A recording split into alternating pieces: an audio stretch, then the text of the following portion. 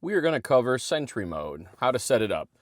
When you click on the car command, you get your features here, and I can go into safety, and in safety, you start off with seeing Sentry Mode. So you can click on there if you're trying to turn it on. Auto enable Sentry in park, which is usually what you want it to do when you go places, you want Sentry Mode activated. I exclude home because I park in a garage, so there's no reason for me to have Sentry Mode running when I am at my house. Sentry Mode does drain battery, so that's why even though at home I'm plugged in, I just don't see any reason in my garage to have it recording. Maybe if you want to see if somebody accidentally scratches your car, like your kids or wife or husband or whatever, but I don't know. I have it excluded, but everywhere else I have it activated. So as soon as I walk away from my car and my car locks, Sentry Mode automatically activates. I want a camera-based detection, so I enact that. I don't need the sound disabled, so I'll leave that on. View camera and mobile app. So when you use your phone, I want to be able to look at Sentry Mode, look through my cameras, so I leave that on. Dash cam. Now this is all about saving it. So when you choose to save, you can have it not save, you can manually save, you can have it auto save. I have it auto save, and you can also have it save at honk. So if you have a question about it, you can hit the question mark, or the I for information, sorry, and you can go through what each one does. I have it set to auto, so it automatically will save up to 10 minutes of video on my USB when it detects a occurrence. And that is the end of Sentry Mode. As you go down, these are other safety features like blind spot detection, mobile access, locking your glove box, parental controls, your speed limit, cabin overheat protection if you live where it's really hot, automatically call 911 if you have an accident, parking assist chimes, Joe Mode. You can click on the information to read more about these. But this video was about Sentry Mode. Now that you're in your car, if you'd like to see your dash cam footage or your Sentry footage, you have the option to, aside from looking at it on your phone, you can choose to go in through the commands. So you'd hit the menu button, you find dash cam, you click on that, and that will pop up all of your footage right here. You have all saved and Sentry, so if I click on Sentry, I can just see the specific Sentry modes, and you can click on the video and you can play it. You can pick what kind of camera view you want to see it from, so you can choose all your cameras, or you can choose the specific camera you want to see.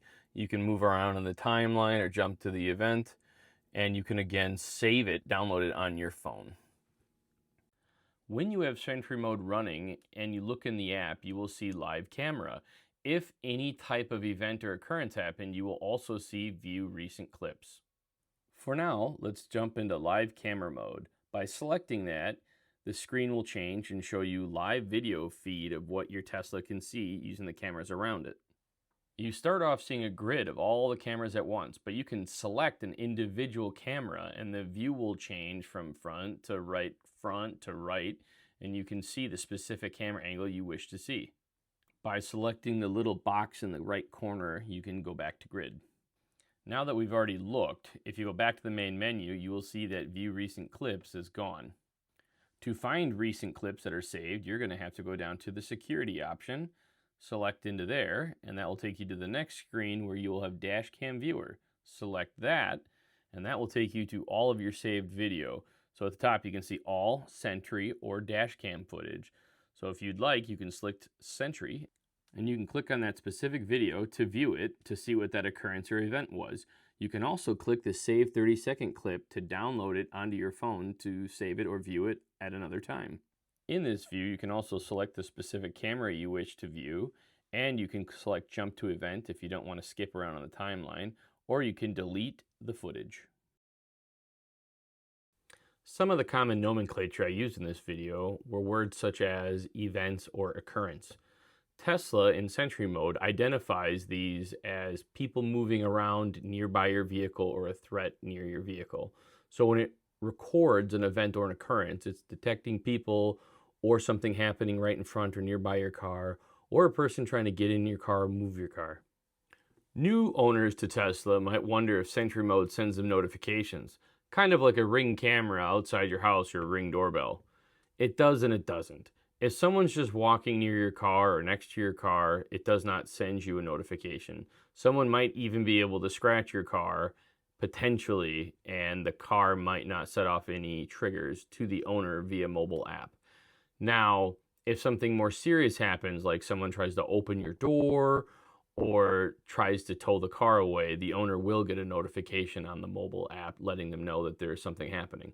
This has actually happened to me once before. My father thought our car was unlocked. It wasn't. He went to go open the doorknob, and I was inside the house, and I got a notification that someone was trying to open in my car door when it was locked. So it does work. It does do it. Tesla identifies two different threat levels. They have a minimal threat, which is a minor interaction, such as someone leaning on your car. When this happens, an alert status will display on the screen inside your car, and the headlights will flash, and it'll also start to record in Sentry Mode. An occurrence such as a serious threat is if someone's trying to open your door or the car has a severe jolt, something like from being towed. This system will activate an aggravated response. An aggravated response is something like the alarm will go off, pulsating headlights, and it'll send a notification to the owner through the app on their cell phone. All of these events are recorded on the USB in the glove box. Some Tesla owners would like to get notifications anytime there's an occurrence next to their car. Tesla doesn't offer this as a featured option. There are third-party options that allow you to do this, but it's not through Tesla. There is a service, an app called Sentry Pro that you can subscribe to. I'm not affiliated. I am not sponsored. This is just information. You can choose to subscribe to Sentry Pro with a monthly subscription or an annual subscription, and then you can get push notifications sent to your phone when there's an occurrence. But that's up to you. If you like this content, please like and subscribe. If you have any questions about Tesla, please leave a comment down below, and I'm going to try to help.